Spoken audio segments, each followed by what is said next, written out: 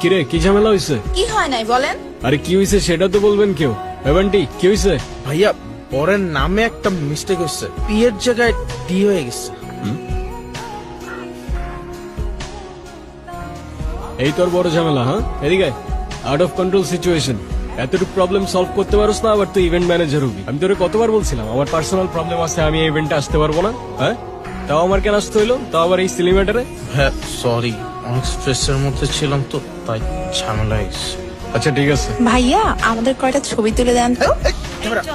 এটা একটা ছবি হলো, এর থেকে তো আমার আইফোনের ছবি ভালো আসে।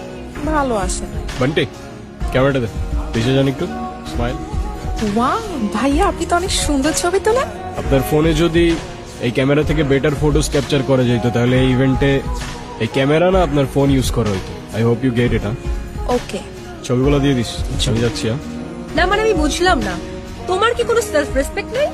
তুমি আমার ভাইয়ের গায়ে হলুদ এসে ইভেন্ট ম্যানেজমেন্টের কাজ করতেছো, আবার আমার রিলেটিভসদের ছবি তুলে দিতেছো, আর এদিকে বাবাকে বলে রাখছি তার সাথে তোমাকে দেখা করাই। এখন সে যদি এই অবস্থায় তোমাকে দেখে কি হবে একবার ভাবছো? কি হবে? আবার জিজ্ঞাসা করতেছো কি হবে? Are you serious? এখন আমার দোষটা কোথায় আমাকে বলবা? হ্যাঁ এখানে একটা সিলি ঝামেলা হয়েছিল, উইচ আই ডিডন্ট নো। আমার কিছু করার ছিল না, বান্টি আমাকে বারবার কল দিয়ে জ্বালায় মারতেছিল। ইভেন আমি ওকে বলেও রাখছিলাম যেন আমাকে কল না করে, আমার যেন এখানে আসতে না হয়।